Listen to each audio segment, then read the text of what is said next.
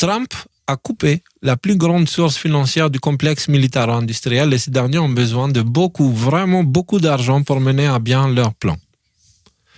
Jusqu'à là, la planche à billets des États-Unis finançait les guerres mondiales et à travers ce financement des guerres, forcément, s'ils achètent des armes pour ces guerres, qui c'est qui s'enrichit? L'industrie de l'armement, complexe militaro-industriel. Et donc, du coup, Trump, temporairement, il a tout coupé. Surtout après la dernière rencontre, il a même tout bloqué pour l'Ukraine. Donc, alors, le milieu politico-médiatique militaire pousse à la guerre et la propagande tourne à fond. C'est hallucinant. Mais veulent-ils réellement une guerre? Ou est-ce qu'ils veulent autre chose? C'est ça, en fait. Est-ce qu'il ne s'agit pas d'un effort désespéré de trouver de l'argent qu'ils n'ont plus parce que Trump a coupé les robinets? En peu de mots, ils cherchent la guerre car c'est le meilleur moyen de détourner les fonds publics et de bloquer les processus démocratiques. C'est ça les deux objectifs, en fait. C'est ça qu'il faut réfléchir parce que ils veulent pas la guerre dans laquelle ils vont prendre le risque de leur propre vie. S'ils se lancent dans une guerre et que ils provoquent l'invasion russe, il n'y a pas un leader européen qui va s'en sortir vivant. Donc, je ne pense pas que c'est ça qu'ils veulent. Non pas parce qu'ils ont quelque chose à foutre de la population, ça, ils en ont rien à foutre. Comment ils sont en train de stresser tout le monde, là, tu vois. Mais c'est... En fait, moi, je ne fais pas confiance à leur bienveillance sur les populations, je fais confiance à leur faiblesse, à leur nature dégueulasse, quoi, qui tuerait une planète entière pour survivre eux-mêmes. Donc, eux, ils ne veulent pas mourir, donc ils ne jouent pas à la guerre parce qu'ils pensent qu'ils vont déclencher une guerre. Ils jouent à la guerre pour autre chose. Il parie, en fait. C'est ce qu'il a rapproché Trump à Zelensky à un moment donné, c'est quand tu dis « you're gambling ». Tu joues, ouais. tu fais des paris, en fait. Alors, et tu joues avec la Troisième Guerre mondiale. Et je crois que ceux qui maintenant se sont réunis là autour de Zelensky, je crois qu'ils font ça. Moi, je te dis, j'ai préparé. On a vu la dernière fois la prise de tête entre Zelensky, Vance et Trump. Okay? Mais on a vu que la partie où ils se prennent la tête. Le truc, c'est que le plus intéressant, ça s'est passé avant. Et il y a des énormités qui ont été dites et une attitude de Zelensky qui montrait clairement que le mec voulait saboter les accords. Et pas seulement, c'est pas qu'il voulait les saboter, mais il voulait un truc spécifique sur lequel il insistait. Allons jeter un coup d'œil, j'ai extrait le plus important, c'est un peu long, mais on doit le regarder, les gars, parce qu'il y a beaucoup de choses qui sont dites là. Attends, on le dit, attends, une seconde. Oui. Alors, on me dit dans l'oreillette que depuis le passage de Zelensky dans le bureau ovale, le bureau sera renommé le bureau octogone. Ok. Ouais, c'est une blague de MMA. Ok, enchaîne. Ok.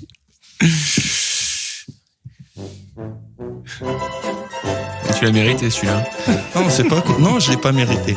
Ah si, tu l'as mérité. Moi, je suis pas humoriste, comme vous pouvez le remarquer. Je te déconseille d'essayer une carrière d'humoriste, Nicolas. À moins que tu veux provoquer une calvitie globale dans la population française. On commence à regarder quelques extraits de cet échange incroyable. Donc Trump qui dit « Nous avons eu de très bonnes discussions avec la Russie. J'ai parlé avec le président Poutine et nous allons essayer de mettre fin à ce conflit. C'est quelque chose que vous et lui souhaitez. Nous devrons négocier un accord. C'est un honneur de vous avoir ici. Merci beaucoup d'être venu. Nous signerons l'accord sous peu dans la salle Est lors de la conférence après le déjeuner. »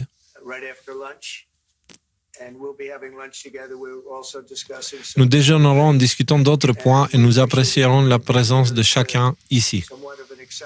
C'est un instant enthousiasmant, mais le véritable moment de satisfaction sera lorsque, une fois qu'ils cesseront de tirer et que nous conclurons cet accord. Nous y sommes presque. Encore une fois, c'est un honneur de vous avoir ici. S'il vous plaît, aimeriez-vous dire quelque chose? Oui, merci, Monsieur le Président, merci beaucoup. J'espère que ce premier accord sera le premier pas vers la réelle garantie de sécurité pour l'Ukraine. Et à partir de maintenant, j'attire votre attention sur comment il insiste sur les garanties de sécurité pour l'Ukraine. Parce qu'on va voir après qu'est-ce que c'est et pourquoi ils insistent à ce point-là. Au moment où il entend parler des garanties de sécurité. Tiens, Jérôme.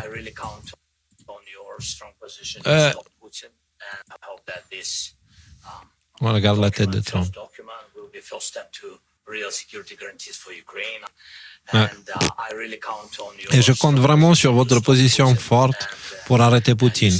Vous avez déclaré que c'en est assez avec cette guerre. Je pense qu'il était très important de dire ces mots à Poutine au tout début de la guerre, car c'est un tueur et un terroriste, mais j'espère qu'en ensemble, nous pourrons l'arrêter.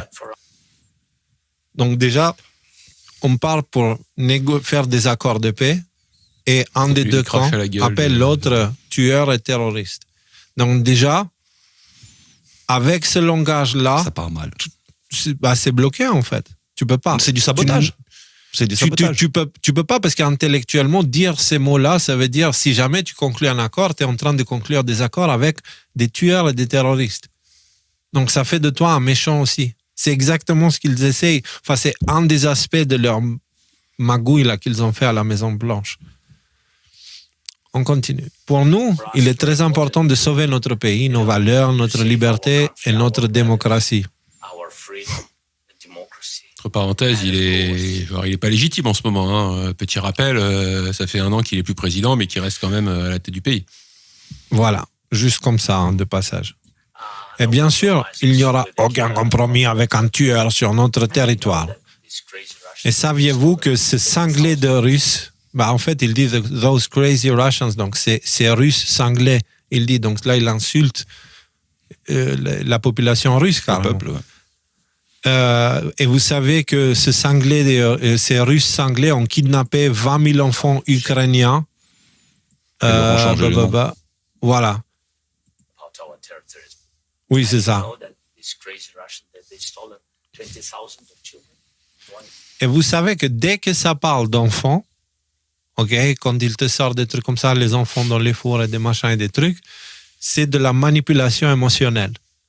Donc là, on commence à utiliser la manipulation émotionnelle, tu vois, pour dire, regarde ce qu'il fait, il tue des enfants, donc toi, tu veux faire des accords de paix avec un tueur d'enfants. C'est ça que tu veux faire. Et pas seulement ça, mais vous savez aussi qu'il y a une autre technique de manipulation émotionnelle, c'est aussi de partager des images. Et qu'est-ce qu'il fait, ce con-là?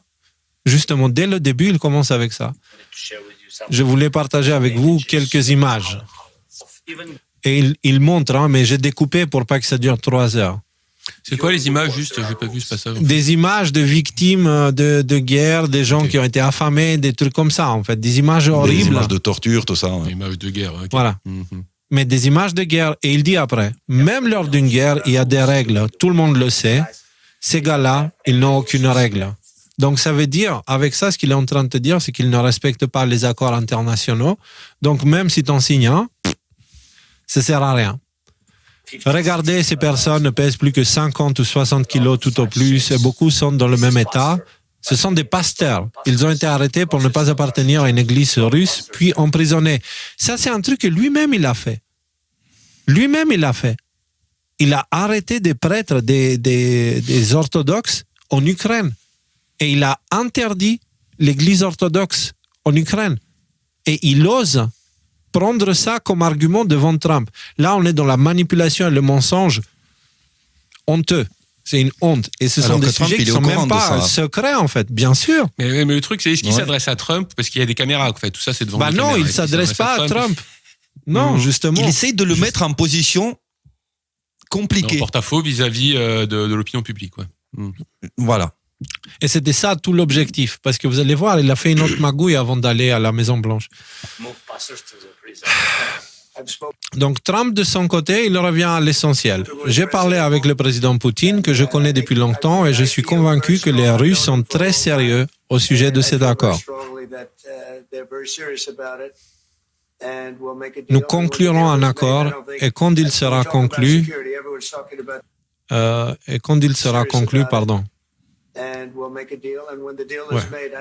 je ne pense pas que... Nous parlions de sécurité. Tout le monde parlait que de ça.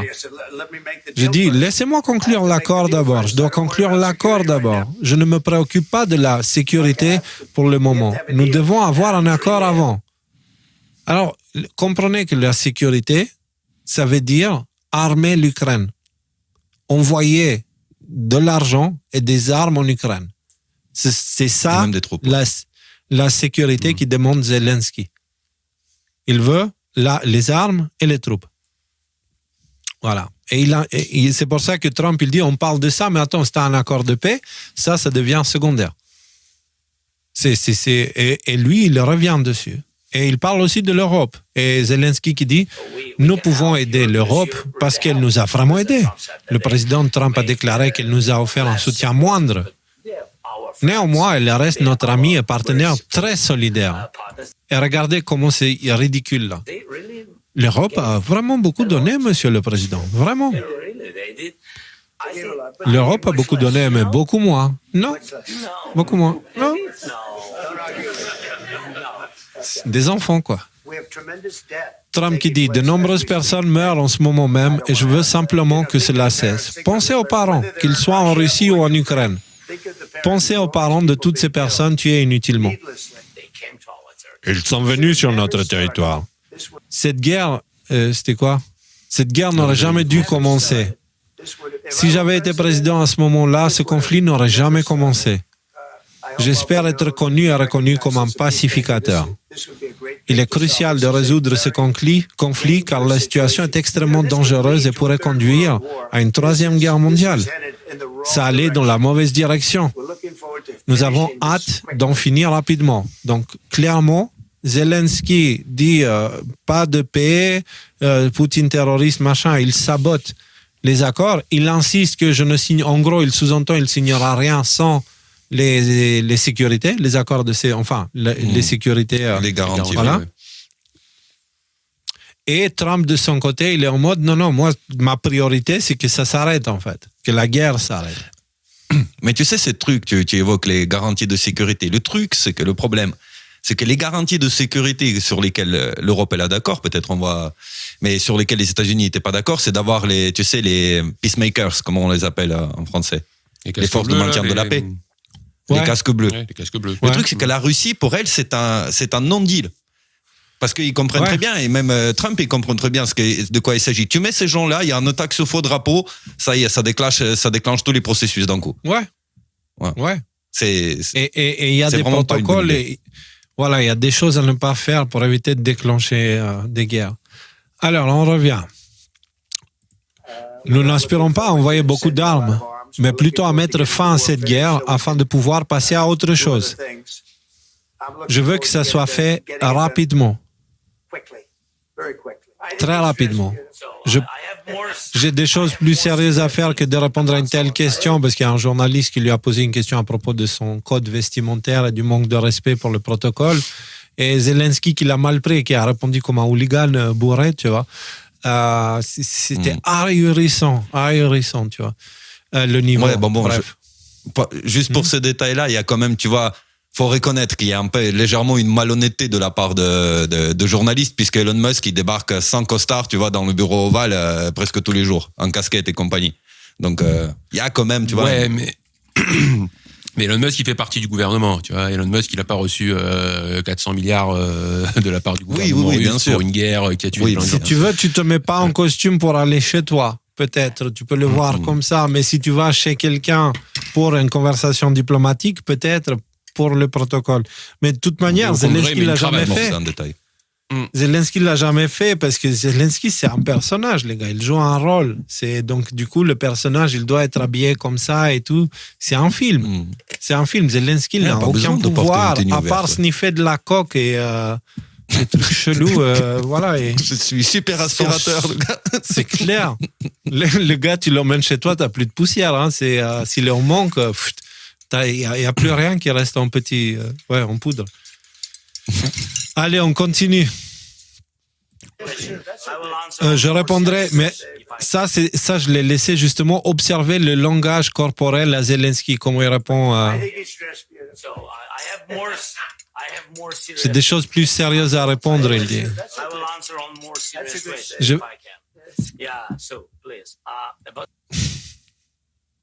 Vous voyez ça? J'ai des choses plus importantes à parler, hein, si vous me laissez parler, alors s'il vous plaît. Hein. Genre, il parle comme ça à Trump. Le mec, il n'a pas compris, en fait. Oui, il a compris, et là, il est en train de se chier dessus, mais il est forcé de le faire. qui sait. Je crois qu'il était en descente en vrai. Je pense que la descente, elle arrive après. Là, il est encore... je peux me permettre de lui parler comme ça. La descente, elle vient après quand il commence à faire comme ça. Là, les deux, ils l'ont pris et ils l'ont ouais, je ne vais pas dire le mot, mais voilà. Allez. À propos des garanties de sécurité, à propos de cessez-le-feu, nous ne pouvons pas simplement parler de cessez-le-feu et palabrer. Ça ne marchera pas. Un simple cessez-le-feu ne fonctionnera pas parce que je suis comme un président, j'ai cette expérience, et pas seulement moi. Avant ma présidence, depuis 2014, Poutine a violé le cessez-le-feu 25 fois en Ukraine. Parce que les soldats de Poutine ont peur de nos soldats quand nous sommes assez forts pour défendre notre terre. Mais si nos stocks militaires sont vides, nous ne le pourrons pas. Et voilà le garçon qui crache le morceau. Qu'est-ce qu'il veut exactement? Vous comprenez ce qu'il veut?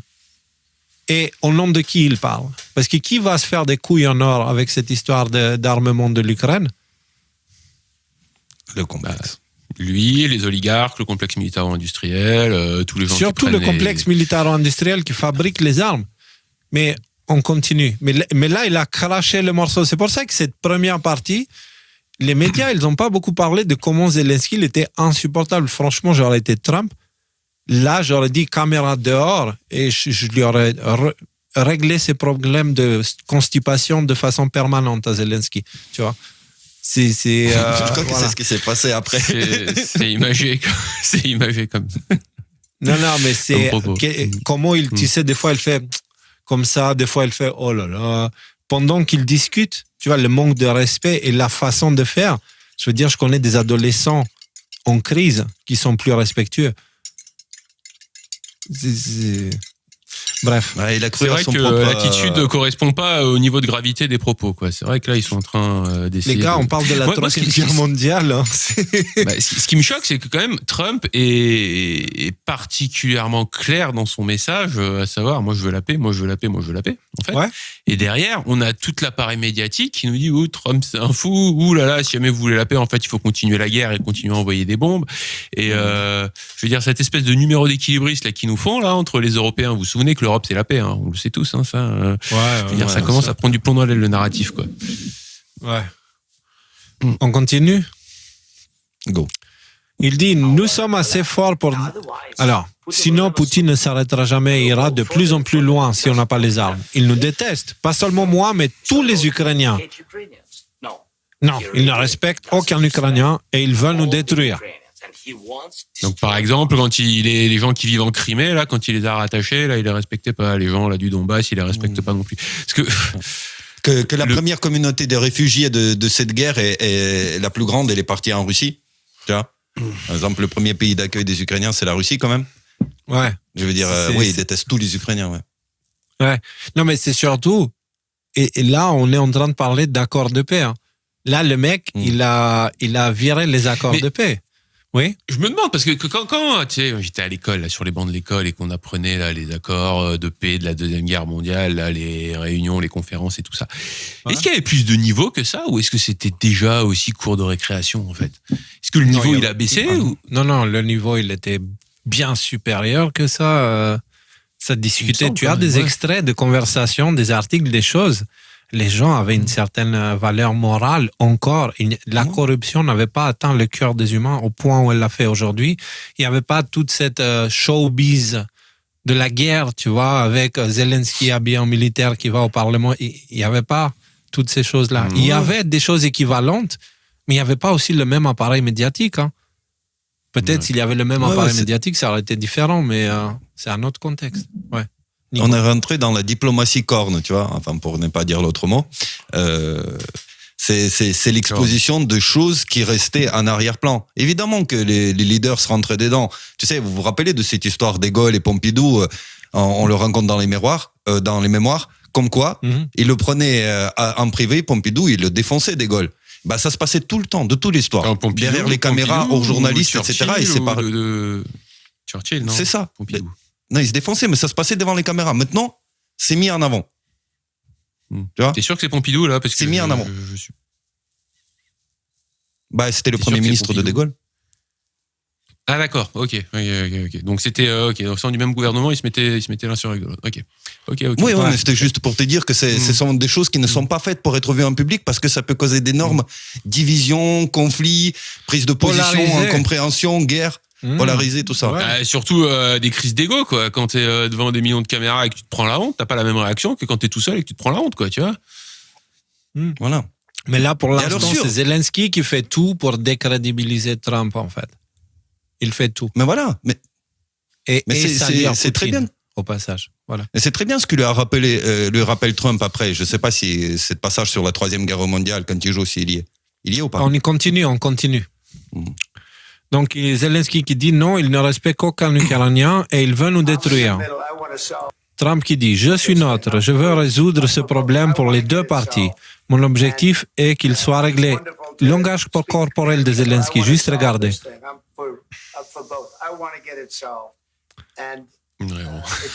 C'est facile de critiquer quelqu'un, mais ce qui n'importe, c'est de résoudre le problème. Si nous pouvons le résoudre, tant mieux.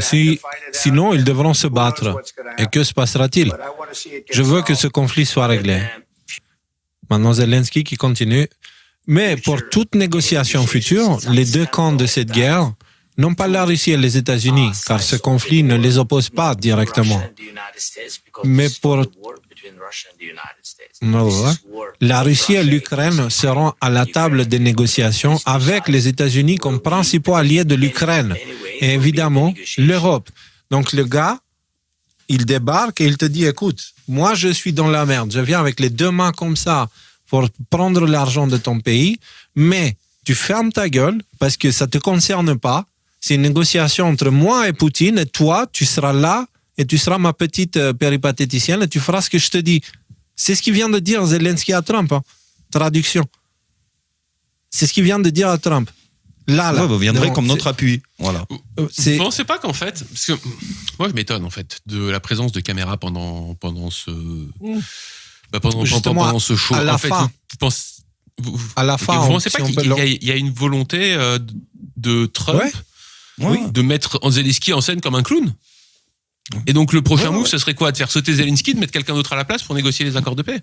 Et là, je suis d'accord avec le camp non patriote. Tout ça, c'était fait exprès, c'est une mise en scène. Il savait très bien à quoi il s'entendait. Il le dit c'est juste à que la Zelensky, fin. Il est trop con pour niveler cette histoire. C'est pour ça, si on regarde jusqu'à la fin, vous allez voir à la fin, il le dit, j'ai bien fait de laisser... C'est pour ça que j'ai laissé rouler les caméras si longtemps, pour que tout le monde voit un petit peu... tu vois? Donc, regardons la suite, parce que c'est important, il y a plein de choses qui sont dites.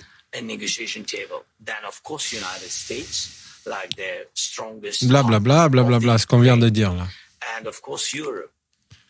Sans mon alignement sur les deux parties, aucun accord ne serait possible. Vous voulez que je dise des choses horribles sur Poutine pour ensuite le saluer en disant alors comment ça se passe avec cet accord? Ça ne fonctionne pas comme ça. Je ne suis pas aligné avec Poutine, je ne suis pas aligné avec personne. Je suis aligné avec les États-Unis d'Amérique et pour le bien du monde. Je suis aligné avec le monde et je veux en finir avec cette guerre. Vous voyez la haine qu'il a pour Poutine? C'est très difficile pour moi de conclure un accord avec ce genre de haine. C'est là où ça commence. Et Trump, il exprime sa frustration sur copain, t'es en train de me casser les couilles un peu là, tu vois. Il a une haine profonde pour lui et c'est compréhensible. Et regardez comment ils font Zelensky à côté. Hein. Regardez. Je sais pas, moi là j'ai l'impression que vraiment il est en descente. Regarde un peu les mouvements de narine qu'il nous fait là. Alors je sais pas ce que c'est d'être en descente. Non, écoute. Non, c'est pas... Ouais. C'est un peu plus compliqué que ça, voilà. Il a une descente d'organes aussi en même temps. Regardez le langage corporel.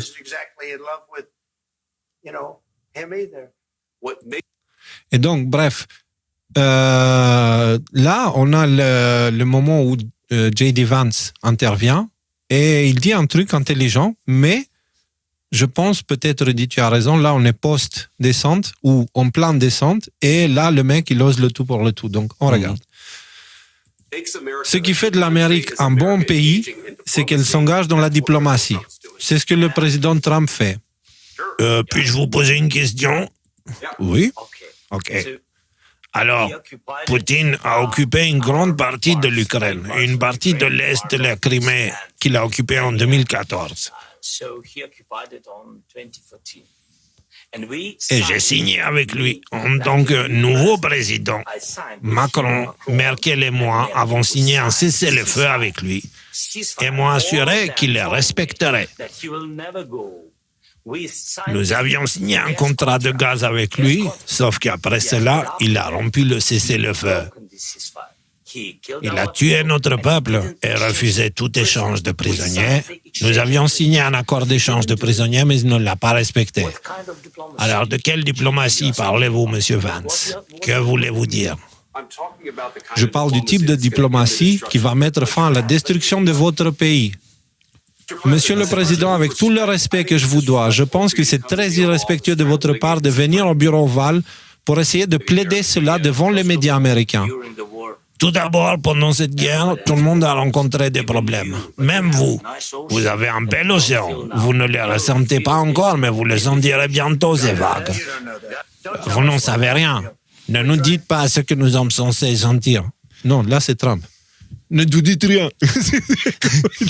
Ne nous dites pas ce que nous allons ressentir. C'est pas à vous de nous dire ce que nous allons ressortir. Voilà, nous essayons de résoudre un problème. Ne nous donnez pas de leçons, dit Trump. Vous n'êtes pas en position de nous dire ce qui pourrait nous arriver. Vous n'avez pas les cartes en main pour le moment. Vous jouez avec la vie de millions de personnes et jouez avec une troisième guerre mondiale. Vous jouez avec une troisième guerre mondiale. Ça va être un accord difficile à conclure avec son attitude et les attitudes doivent changer. Vous n'avez pas les cartes, mais une fois l'accord signé, vous serez dans une bien meilleure position. Mais vous n'agissez pas avec reconnaissance et ce n'est pas très sympa. Je vais être honnête, c'est déplorable. Très bien, je pense que nous en avons... Alors, j'ai dû découper l'extrait où Trump, il dit c'est tant mieux, comme ça tout le monde voit un petit peu ce qui se passe en arrière-plan. J'ai dû le découper parce que la vidéo, elle dure 50 minutes, donc j'ai dû condenser, sinon on y passerait la nuit. Donc, qu'est-ce qu'on peut sortir de cette vidéo-là?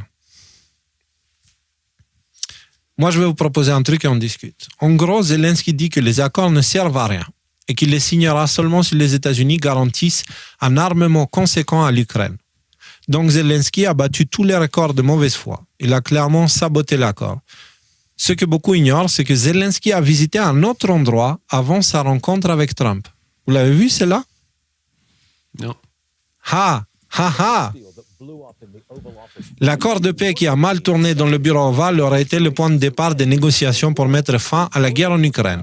Cela aurait placé l'Amérique au centre du développement futur de l'Ukraine et cela aurait permis de récupérer une partie de l'argent que nous y avons investi.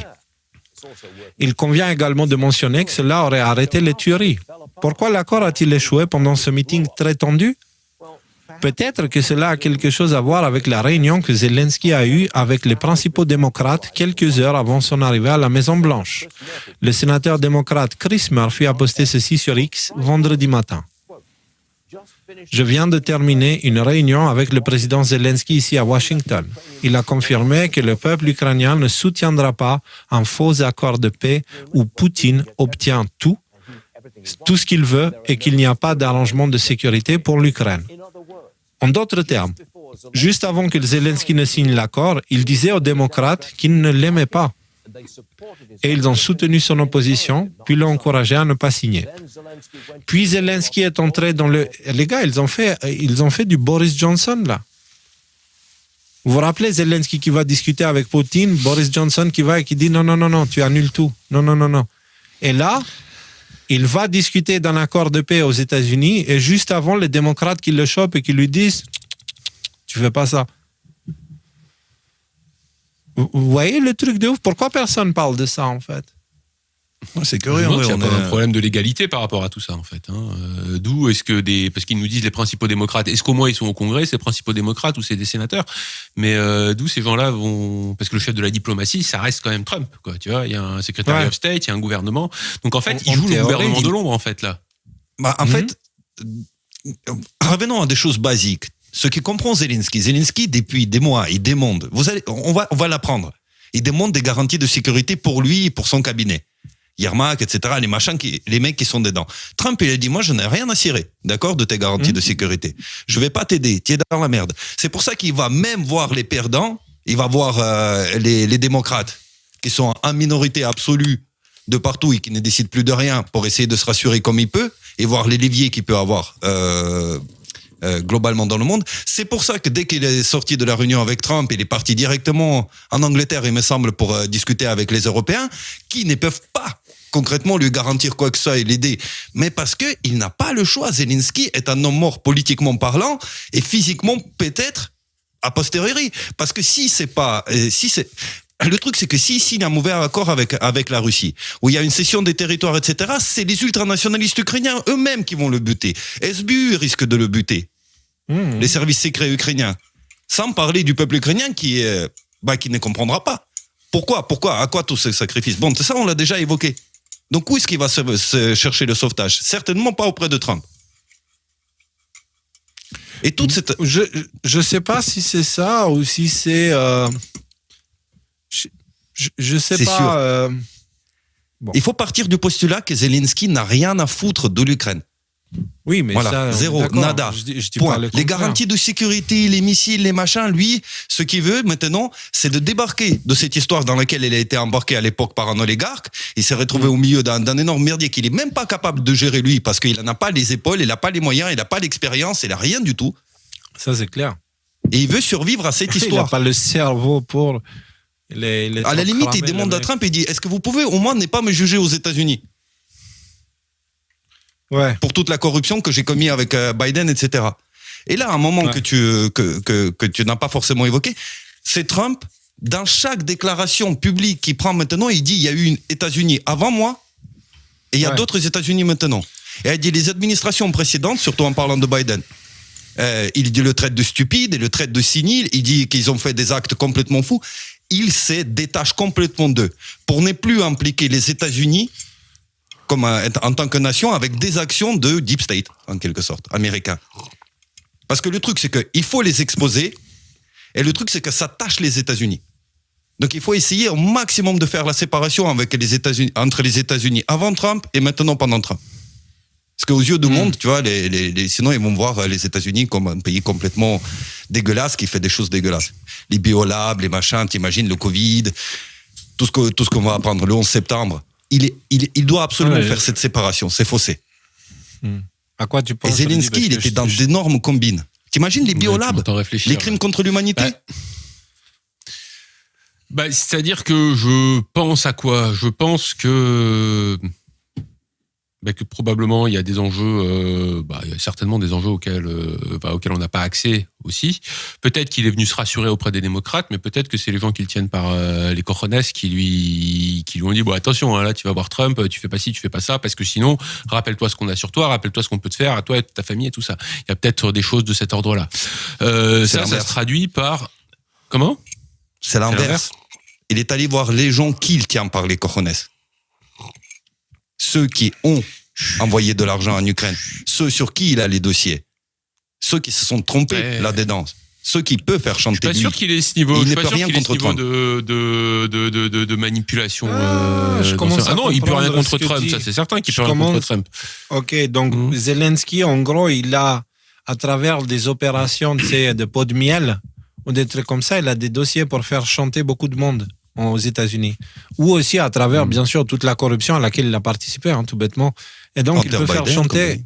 il peut faire chanter beaucoup de monde, donc il est allé les voir. Et ce qu'il peut faire chanter, c'est l'État profond, principalement installé au Parti démocrate, d'où son intérêt pour le Parti démocrate, pour leur dire, les gars, sortez-moi de là, sinon, tu vois.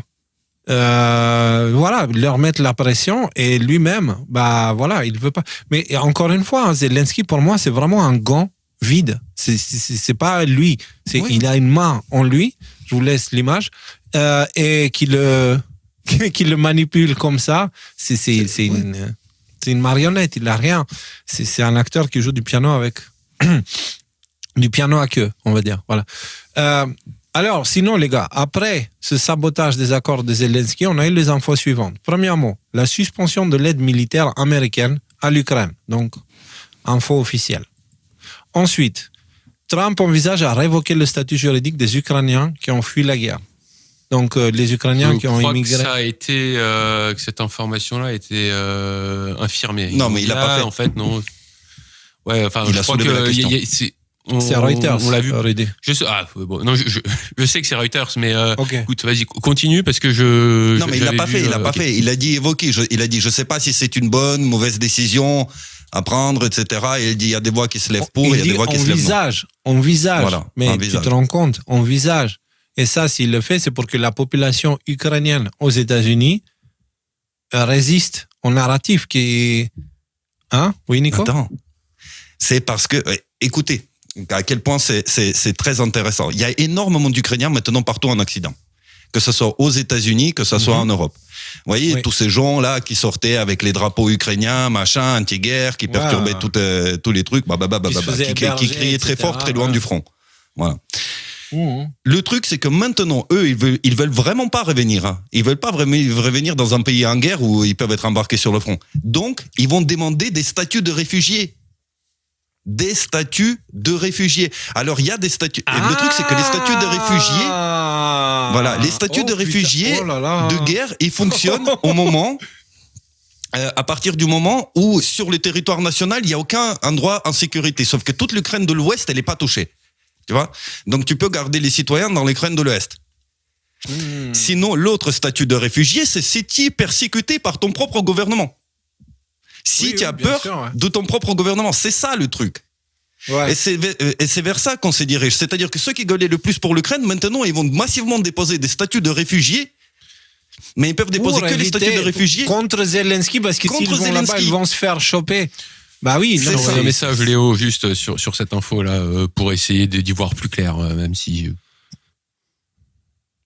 Ok, bah apparemment quelqu'un du gouvernement a dit que cette histoire serait une fake news, donc Reuters propage du fake news. Pardon d'être tombé dans le piège de faire confiance à Reuters en tant que complotiste. Mais après, c'est savoir, pas, comment dire, je devrais c'est pas savoir nécessairement ne parce pas qu'on choisir. dit que c'est une fake news que c'est une fake news. Tu vois, peut-être qu'il l'a dit pour voir un petit peu qu'est-ce qui se passe, pour foutre un coup de pression, et puis après il dit bah non, on l'a jamais dit. Ce que je veux dire, c'est que les mensonges ils sont dans les deux camps, quoi. Là, vraiment, c'est. Mais ça a marché. Quoi. Ça a marché. Il y a des demandes de réfugiés qui se font là, en ce moment même. Les Ukrainiens, eux, les Ukrainiens en Occident, ils sont stressés par cette histoire. Ils serrent les fesses. Tiens, il y en a, je connais des Ukrainiens qui sont venus comme ça. Peut-être je vais aller leur poser la question comment ils voient la chose. Comment tu vois la chose, Nico? Comment tu vois la chose, Nico? Qu'on parle. Ah non. Non, mais moi je vois la chose comme je vous l'ai dit. Hein. Non, mais t'es pas aux États-Unis.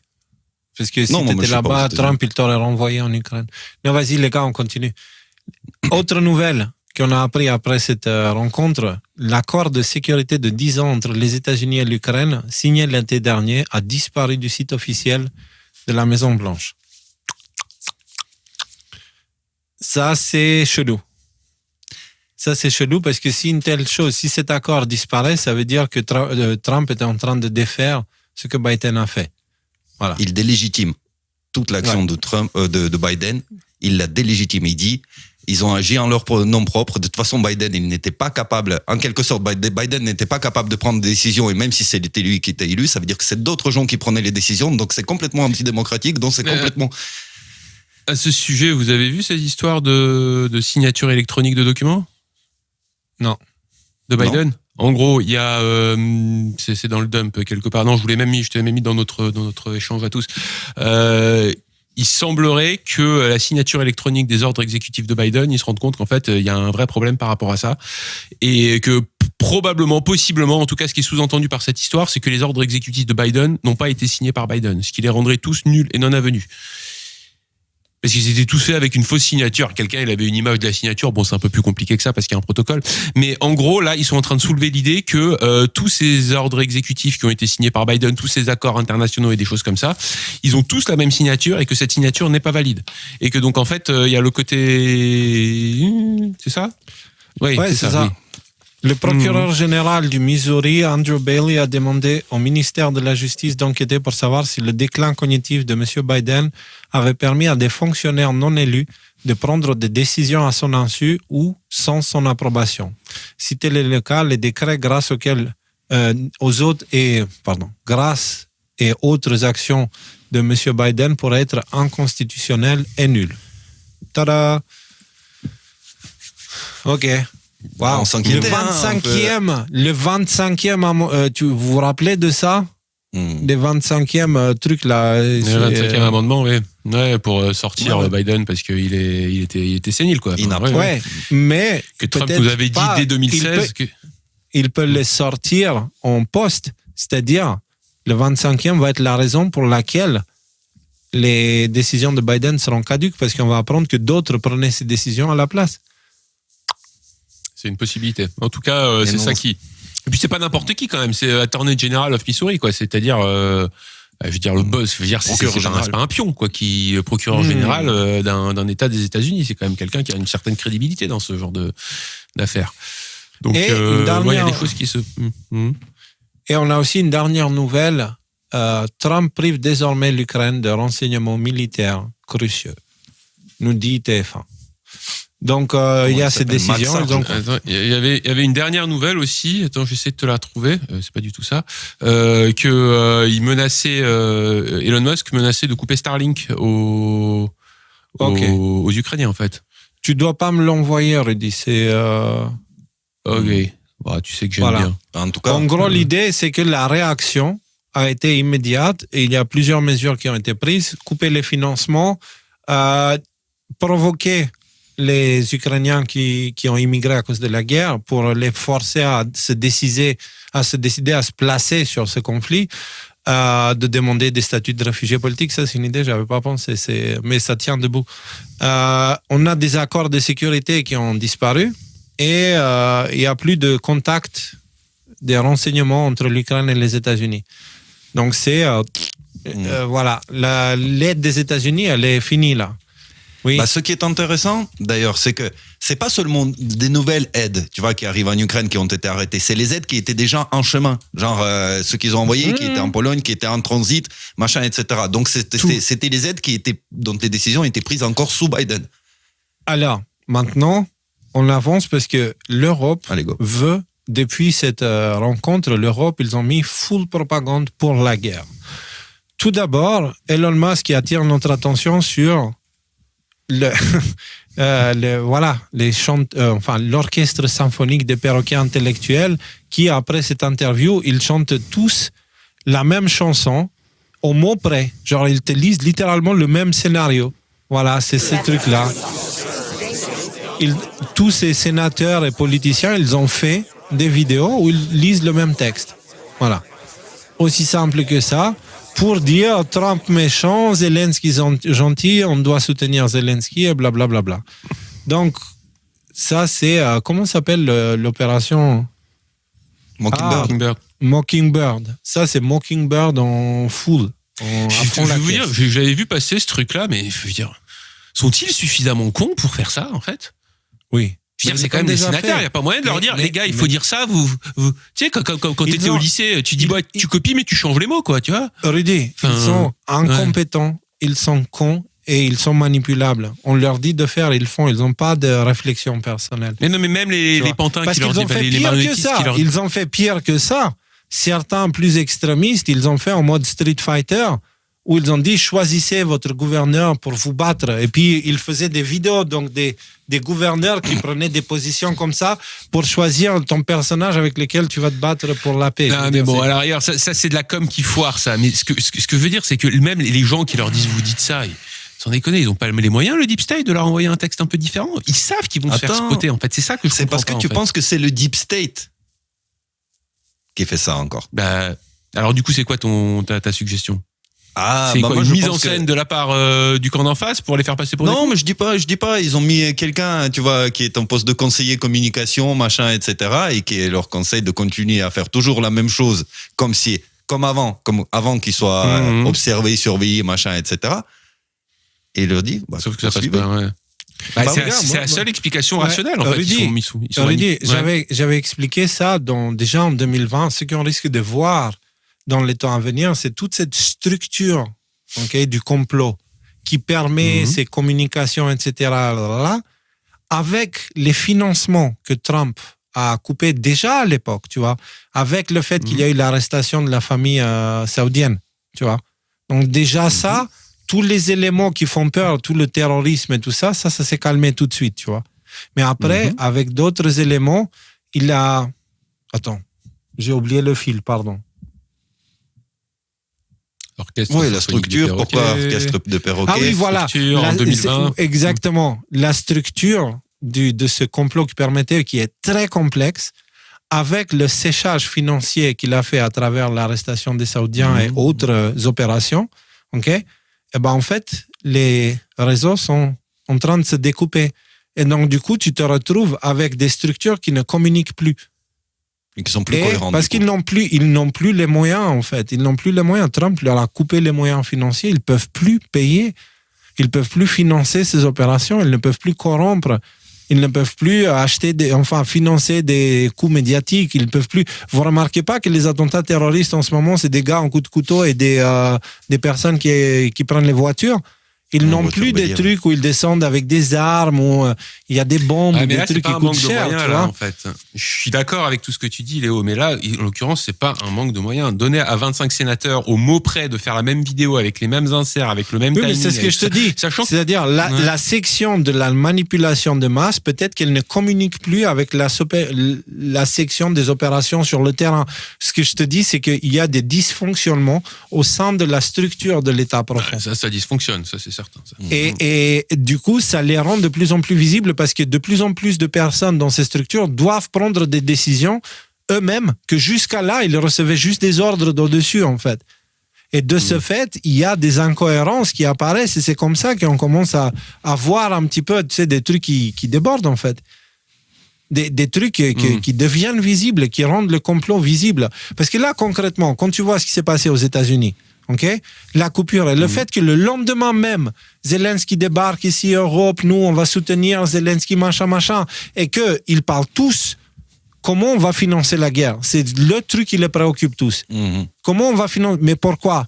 Parce qu'en fait cette histoire de lancer cette guerre là avec l'Europe, etc., encore une fois, ils ne le font pas parce qu'ils veulent la guerre, ils le font parce que ils ont besoin d'argent pour continuer ce qu'ils font.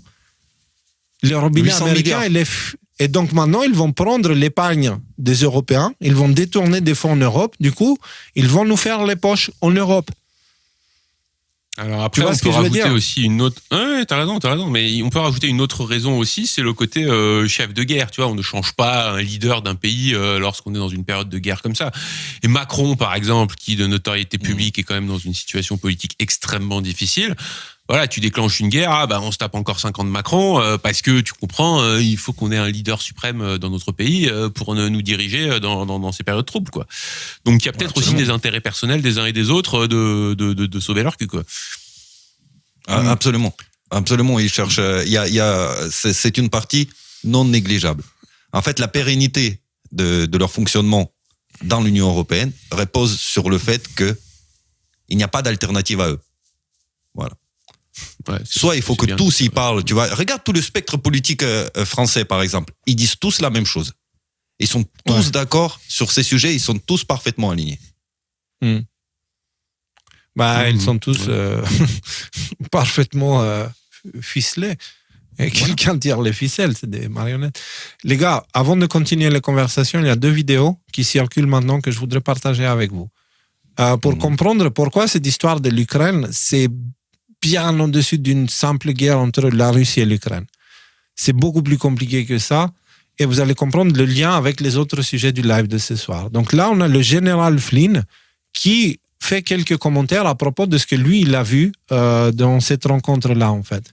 Et quelques commentaires sur le sujet. J'aimerais que vous donniez des noms et que vous évoquiez aussi un autre sujet dont vous aviez déjà parlé, les tentatives d'assassinat.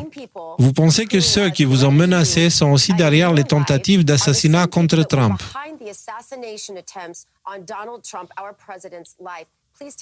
Pouvez-vous nous en donner des noms? Oui, eh bien, il y a le nom de Victoria Nuland, qui a beaucoup à perdre dans cette affaire. Pourquoi elle a beaucoup à perdre, Victoria Nuland? On peut peut-être rappeler en deux phrases qui c'est Victoria, et notamment son lien avec l'Ukraine. Secrétaire d'État sous l'administration Obama, présente en Ukraine lors des événements de 2014 à distribuer des pancakes et des cookies. Les fuites de conversations téléphoniques avec où elle choisit le prochain gouvernement ukrainien, elle désigne je veux celui-là, je veux celui-là, je veux celui-là, et ceux-là, ils étaient tous. Il y a Yatsenuk, si je dis. Yatsenuk,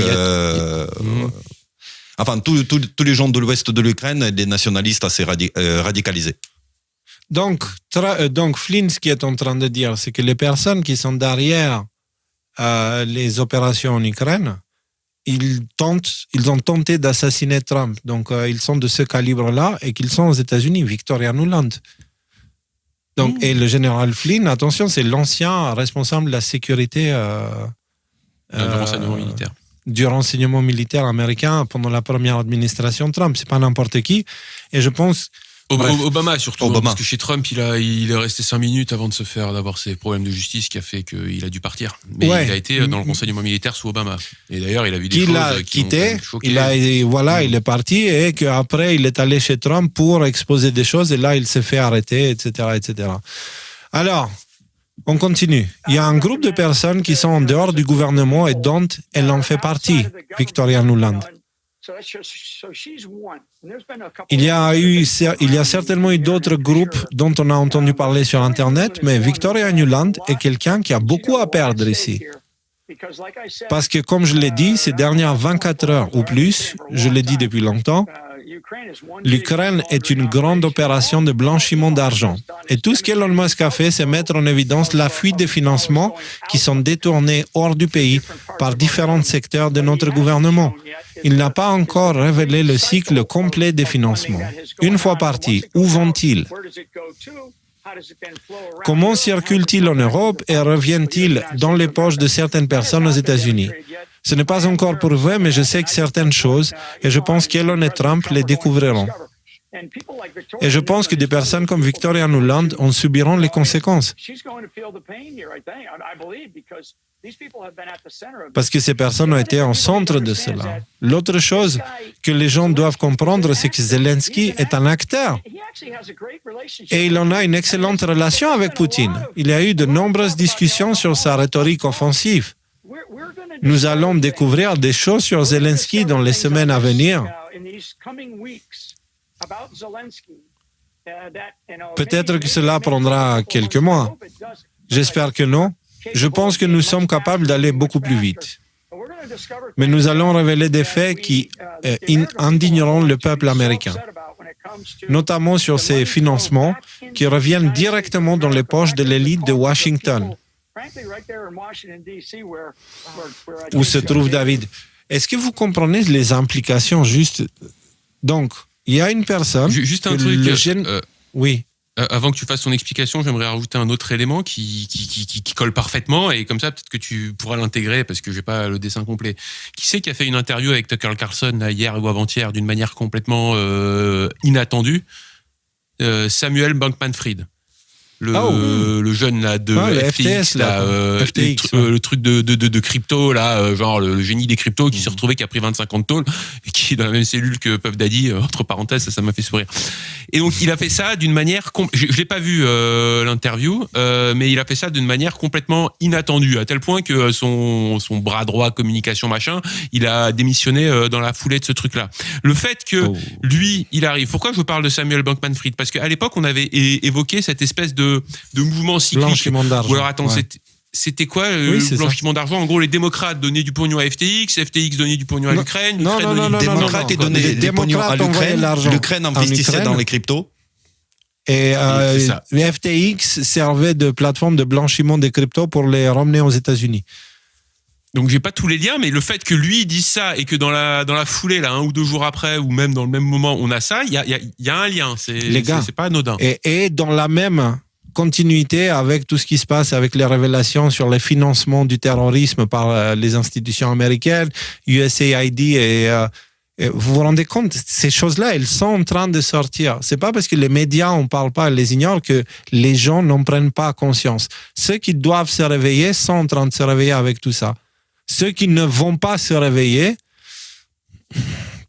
prions pour eux parce qu'ils vont chier. Vraiment, ils vont chier.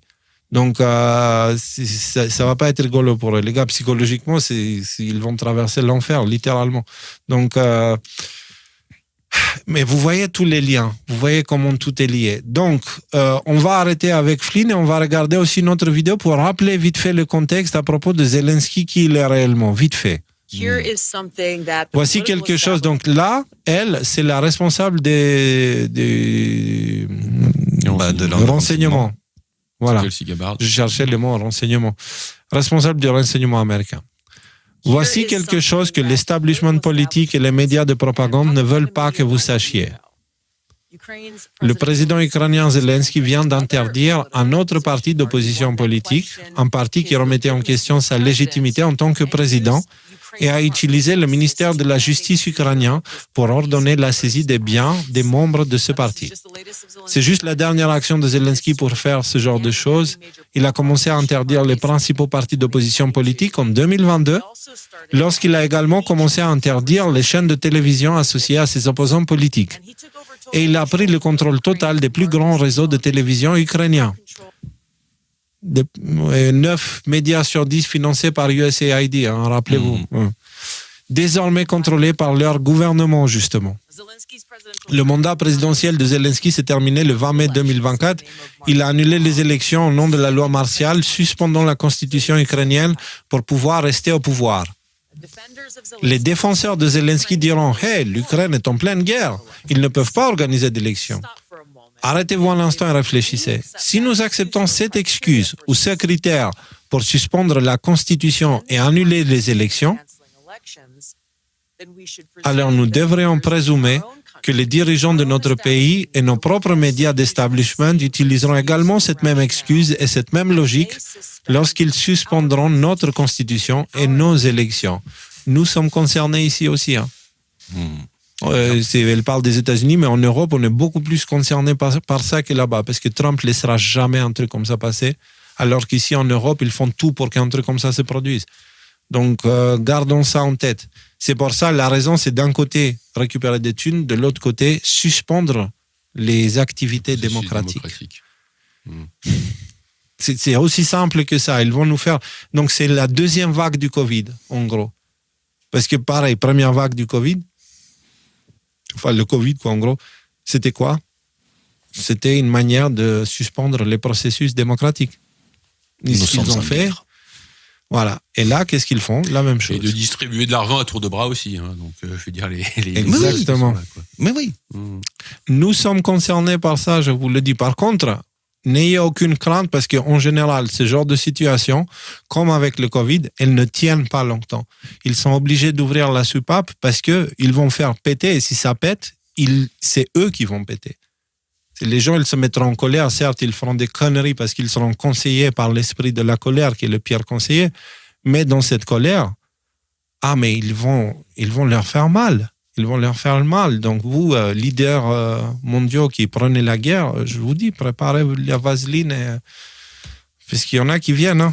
Il y en a qui viennent. Ça, c'est, donc, soit vous changez, soit bon courage à vous, parce que vous allez devoir payer... récolter ce que vous avez semé. Ce que vous avez semé, j'aimerais pas être à votre place. Voilà. Donc, puisque nous aussi, nous sommes en guerre avec la Russie et la Chine, etc., etc. Si vous pensez que cela semble fou, regardez ce qui se passe déjà. Ils ont déjà commencé à nous conditionner à accepter une dictature en rationalisant leur propre utilisation de notre ministère de la Justice pour cibler le président Trump et d'autres ennemis politiques dans leurs efforts pour rester au pouvoir. Donc, en gros, ils ont déjà fait partiellement aux États-Unis ce que Zelensky fait là-bas avec Trump, qu'ils ont essayé de l'attaquer de tous les côtés, etc., etc. Il y a aussi autre chose à prendre en compte. Lors de cet échange historique avec Zelensky au bureau Oval, Trump a fait le lien entre la guerre en Ukraine et le 7 octobre 2023 en Israël. Malheureusement, je remarque que j'ai découpé un peu trop ce passage, je l'ai enlevé, mais il y a un moment où Zelensky est en train d'engueuler Trump sur les finances Et à un moment, Trump qui dit, tu sais quoi, avec ta guerre, on vous a envoyé de l'argent, on vous a envoyé de l'argent, et puis un jour, on a eu le 7 octobre en Israël. Il faudra que tu le publies, ce passage. Et là, c'est suffisamment singulier pour qu'il faut qu'on l'ait sous les yeux. Là, faudra que tu décorez 2 secondes, les gars. Faudra que tu le tweets. Décorez 2 secondes. Je reviens. Je vais demander justement de l'aide. Décorez 2 secondes parce que c'est super important. Non mais ok, donc regarde, on a relié tous les points. Et maintenant, il y a toute l'administration qui marche d'un seul nom parce que dans la CIA, il y a Radcliffe. De l'autre côté, il y a Kash Patel. De l'autre côté, il y a Tulsi Gabbard qu'on vient de voir. Je vais dire, je sais pas, tous les ingrédients sont là, c'est montré. Même on voit même que la Russie, elle est coopérative, tu vois, dans cette histoire. Ouais, et ensuite, là, donc, si jamais, on va faire confiance à Léo, là, quand il va nous trouver l'extrait, là, mais si jamais il y a effectivement un lien entre ces histoires d'Ukraine et d'Israël, lien que pour l'instant, moi, je vois pas. Mais bon, si Trump te le balance comme ça devant les caméras, ça a l'air avéré. Et on va parler, je crois, un peu plus tard, le prochain sujet, c'est le lien qui existe justement entre Israël et Epstein et compagnie. Là, tu relis carrément, je veux dire, l'espèce d'énorme complot gigantesque. Je crois que tu n'étais pas pendant un de ces lives, mais on a parlé de la Roumanie. Et en fait, la Roumanie, non seulement ça allait être la plus grande base de l'OTAN en Europe, c'était le hub de distribution de l'armement américain vers les organisations, terroristes, un peu partout dans le globe et au Moyen-Orient. On en avait parlé dans les lives précédents. Okay. Donc, il se peut tout à fait que par le biais de Roumanie, les aides qui devaient arriver en Ukraine, ou les armes qui sont arrivées en Ukraine, ils sont revenus un tout petit peu en Roumanie, tu sais, et qui sont répartis justement vers les organisations qui ont donné ces armes et à Hamas, et ils ont donné les moyens à Hamas justement pour perpétrer une attaque, une offensive comme ça. C'est ce combo qui peut raconter. Mais on l'a exposé en réalité. Ça se tient, ça se tient. Et donc, en fait, c'est pour ça qu'ils veulent pas, comment il s'appelle le mec, la Carline, je sais pas quoi, là, qui. Ah, Carline Georgescu. Ouais. Ouais, non, mais c'est pour ça qu'ils le veulent pas. Certainement. Léo est de retour. Ouais, je suis de retour. Écoutez, j'ai demandé de l'aide, donc, à notre collègue. Et, on verra s'il parvient, parce que ça veut dire qu'il faut qu'il se tape les 50 minutes, trouver où est l'extrait. Et le sortir, le sous-titrer et nous l'envoyer. C'est donc dans les premières 40 minutes, ça c'est sûr. Ouais, sur 49, merci beaucoup. Waouh, génie. Alors, pour revenir, parce que justement, on va voir peut-être l'extrait tout à l'heure, peut-être pas, mais en tout cas, je vais le publier demain ou plus tard. À un moment donné, Trump, il laisse sous-entendre qu'il y a un lien entre ce qui s'est passé en Israël le 7 octobre 2023 et la guerre en Ukraine. Et la façon que c'était dit, c'est genre, il y a des financements, et puis après, il ne faut pas oublier, on a eu aussi Israël. Et donc, quel est le rapport entre ces 2 événements, tu vois? Alors, justement, moi, j'aimerais vous parler un petit peu pendant que tu étais en silence. Ouais. Il y a Nicolas qui a évoqué une théorie par rapport à ce que vous disiez à la Roumanie, qu'en à gros, propos de la Roumanie, que passe par le biais de la Roumanie, il y a un certain nombre d'armements qui sont passés jusqu'au Hamas et compagnie. Voilà. Il peut avoir ça, mais moi, de mon côté, j'ai aussi quelque chose. Il se trouve que dans mon background, je suis aussi albanais. Dans mon CV, il y a aussi un petit peu de ça. Ah bon? Ah ouais. Tu le savais, toi? Tu ne l'avais jamais dit, ça? Ouais, je sais qu'il a des grosses bagnoles avec des grands coffres, mais c'est tout. Ouais, c'est ça. Non, et du coup, il y a un truc que j'ai appris en arrivant en France et en étant complotiste. Quand j'étais en Albanie, à un moment donné, on avait la dictature, puis à un moment donné, la dictature est tombée. C'était 5 ans après la mort du dictateur, Même pas à la mort du dictateur, c'est quelqu'un l'a remplacé et les Albanais ont eu besoin de plusieurs années avant de... Voilà. En 91, ça finit. Donc l'Albanie devient autonome. Mais du coup, jusqu'à là, elle n'était sous l'influence d'aucun pays étranger. C'était fermé. C'était même pas sous la Russie. L'Albanie s'était pris la tête avec la Russie. Ils étaient après avec les Chinois, mais au final, ils étaient avec personne. Donc ça, c'était en mode Corée du Nord un peu, ou quelque chose comme ça? Ah oui, c'est la pire dictature du camp Est de l'époque. Mais en termes d'isolation par rapport au reste, oui, c'est pire que la Corée du Nord. La Corée du Nord, c'était les meilleurs endroits d'Albanie, en fait. Donc, voilà. Non, c'est proportionnellement, c'est là où il y a eu le plus de morts par rapport à la population en termes de dictature. C'est proportionnellement. Et donc, comme il y a eu la fin de la dictature, l'Albanie a commencé à se développer, tu vois. Et très rapidement, ils ont reçu de l'aide de l'étranger, etc., etc. Je me rappelle, c'est la première fois où j'ai bu une boisson gazeuse, c'était en 91, justement. 92 même, 92. Bref. Et du coup, ce qui s'est passé, c'est que tous ces financements ont permis un développement en Albanie. Et puis, à un moment donné, il y a un truc super chelou qui est sorti. Les banques d'investissement qui te donnaient 100% de retour sur l'investissement par mois. Ouais, ça pue, ça. Donc, il y a des gens qui commencent à donner et les premiers commençaient à avoir un retour. L'idée, c'était, puisque l'Albanie maintenant est libre et elle est en full expansion, tout le monde va investir, mais il n'y a pas de liquidité, donc mettons la liquidité pour pouvoir investir. Et du coup, si on investit, on peut doubler l'investissement, et du coup, tout ce que vous nous donnez, on peut le doubler tous les mois, quoi, en gros. Et sauf qu'à un moment donné, ça a marché, mais ça a marché à un tel point que beaucoup de monde ont vendu leur maison, leur voiture, tout ce qu'ils avaient pour mettre leur argent dans ces banques, qui se sont avérées être des structures pyramidales. Et un jour, tout a disparu. En 97. Tout a disparu. Tout cet argent du peuple albanais a disparu. On ne sait jusqu'à aujourd'hui où il est. On ne sait pas. OK ? Et ça a provoqué une guerre civile en Albanie. Et une des conséquences de cette guerre civile, c'était, dans leur colère, les Albanais, ils ont été vider les dépôts de l'armée. Chose que c'est pas habituel dans un cas de révolte, mais bon, soit. Mais qu'est-ce qui s'est passé juste après ? Le début de la guerre. Les dépôts de munitions de l'armée, c'est des dépôts d'armes. Dépôts d'armes de l'armée. Il y avait plus personne, il y avait plus d'armée. Les gens, ils allaient, ils se servaient, ils partaient. Et donc, qu'est-ce qui s'est passé juste après ? Le début de la guerre au Kosovo. Et donc, qu'est-ce que j'ai compris plus tard, en voyant les acteurs et tout ça, c'est que la CIA avait mis les deux pieds en Albanie. Ils ont détruit l'économie albanaise pour la rendre redevable à l'Occident. L'argent qui a disparu a servi à créer des milices au Kosovo pour appeler à l'indépendance du Kosovo et machin et truc. Et ensuite, les armes qui ont été volées dans les dépôts de l'armée albanaise, elles ont été armées, les milices kosovares, contre les Serbes. Et donc provoqué une division là-bas. Et conclusion de toute cette histoire, les États-Unis se sont implantés en profondeur dans les structures albanaises. Ils sont venus, ils ont fait 2-3 routes en Albanie. Par contre, ils ont une tonne de bases militaires en Albanie et en Kosovo. Oui ? C'était quoi les relations qu'il y avait entre les Serbes et les Kosovars avant ça ? Ça allait. Avant que ça soit déstabilisé, ça allait. Ça a commencé avec des histoires médiatiques d'attentats terroristes, de décapitation, de guerre ethnique, machin truc. En gros, c'est les médias qui ont tourné les gens les uns contre les autres.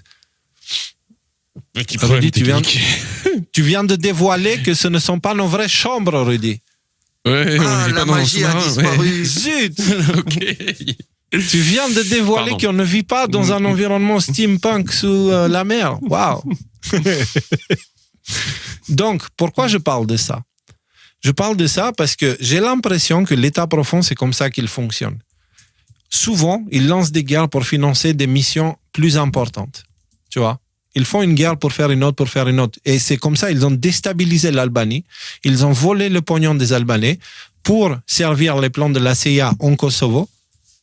Ils ont volé les armes de l'Albanie pour armer et créer la guerre en Kosovo, qui a tué beaucoup de monde et qui a permis à l'OTAN de s'installer officiellement en face de la gueule des Serbes, qui sont historiquement liés avec Poutine. Et ils ont mis le nécessaire pour créer l'étincelle des Balkans. Tu comprends ? C'est littéralement Kosovo-Serbie, c'est une guerre entre l'OTAN et la Russie. Oui, pardon. Ok, il y avait un endroit où ils commençaient à s'en sortir un peu de la merde et ils se sont dit tiens, on va aller faire un nouveau front contre la Russie histoire de mettre un nouveau point de tension en plein milieu de l'Europe. Voilà. Et ok. Mais c'est la façon qu'ils l'ont fait. C'est qu'ils ont d'abord déstabilisé l'Albanie qui était plus fragile parce qu'elle venait de sortir d'une dictature et puis c'était un animal sans tête à ce moment-là, tu vois. Et là, pourquoi je parle de ça, c'est parce qu'on peut faire le parallèle avec l'Ukraine. L'Ukraine, depuis que la guerre a commencé, il y a beaucoup d'argent qui est parti là-bas. Dans le dernier épisode de la série Révélation, on a expliqué que les branches terroristes de l'islam sont créées par les mêmes qui sont derrière la création d'Israël, par les mêmes qui sont derrière l'État profond, par les mêmes qui ceci et cela. Qu'est-ce qui se passe? Ah, ok. C'est quoi? Ben, Nico, ça va. Tu fais ce que tu veux. C'est bon, ça va. T'en as pour longtemps? Je suis à vous dans 20 secondes. Hein? Non, pas pour longtemps. Allez, à du direct. Ok. Vous voulez rester discret? Vas-y. Mais pourquoi vous me demandez à moi, Léo? C'est quoi? Tu penses que je vais lui dire non? Non, Nico, tu vas pas. Bref.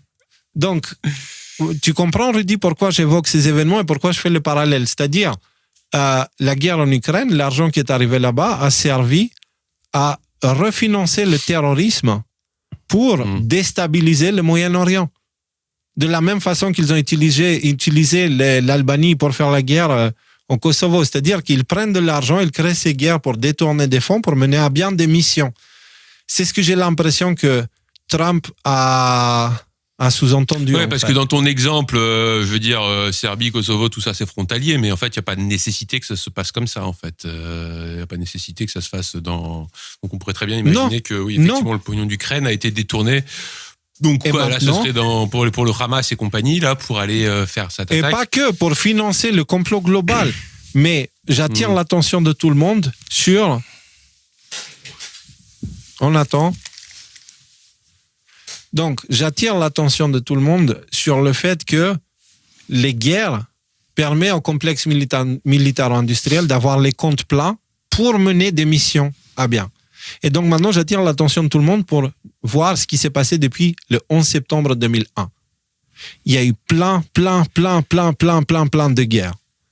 Et il y a eu, du coup, plein d'argent qui a été cumulé sous forme de contrats militaires ou contrats de reconstruction.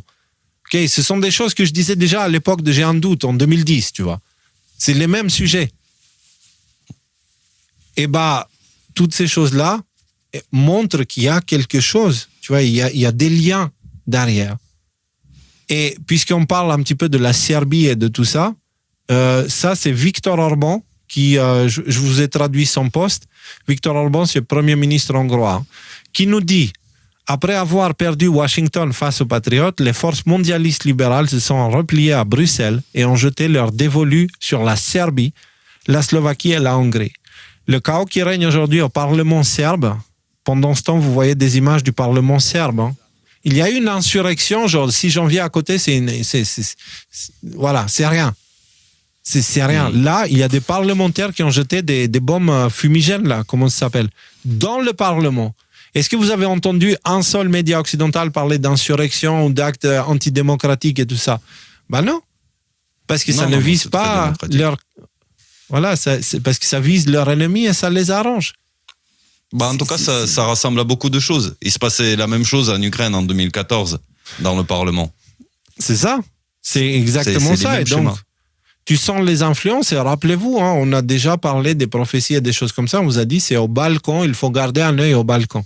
Okay, on a parlé de Vučić et la Serbie, c'est l'élément... Parce qu'en fait, les guerres se déclenchent par des protocoles. Et s'il y a un truc qui se passe en Serbie, le protocole pourrait déclencher une guerre. Vous voyez ce que je veux dire? C'est même pas ce sont des décisions automatiques qui sont faites. C'est ce qui est expliqué, je sais plus qui... oui.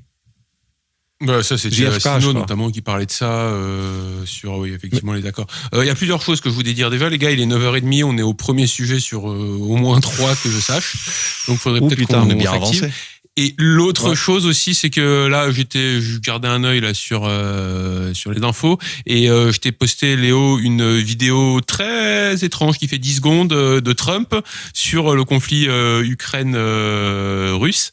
Et je pense que si on est au temps de la conclusion, parce que on va pas conclure jusqu'au prochain épisode, je trouve que c'est une déclaration qui... On va pas conclure, celle que tu m'as envoyée sur un malentendu, ça peut passer. Je te l'ai envoyé à toi. en privé, 24 secondes, elle fait. 26. Ok, juste, on va la voir après, les dernières nouvelles. C'est une dernière nouvelle, c'est ça? Ok, on va la voir juste après, si ça te dérange pas. Je finis juste ce truc-là et on continue. Putain, on est parti pour un long live, du coup. Alors, peut-être que Trump est en train de sous-entendre que l'argent envoyé en Ukraine a servi, entre autres, à financer les attentats du Hamas. On parle d'Israël, justement, dans le sujet Lise Epstein, dans une heure.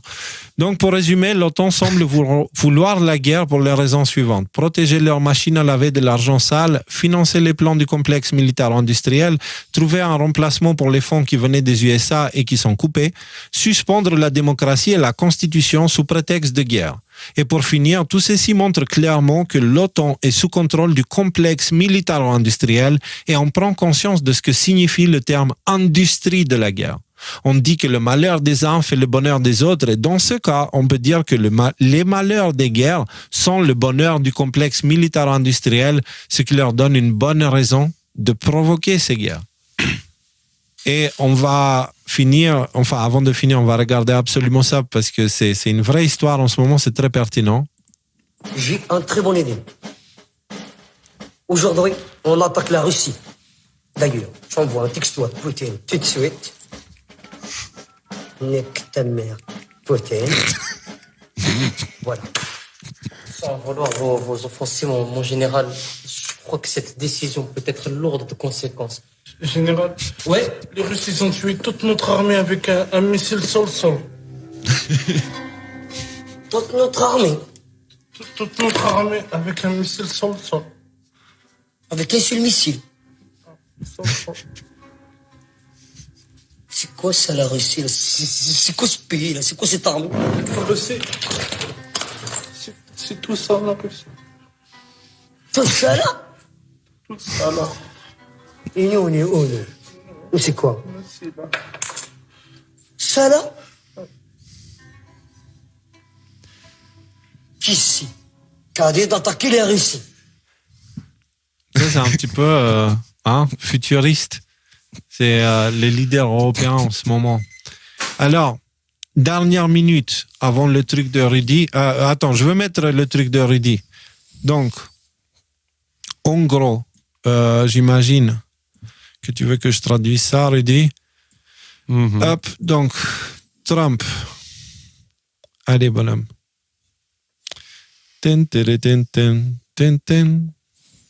Voilà, on y est.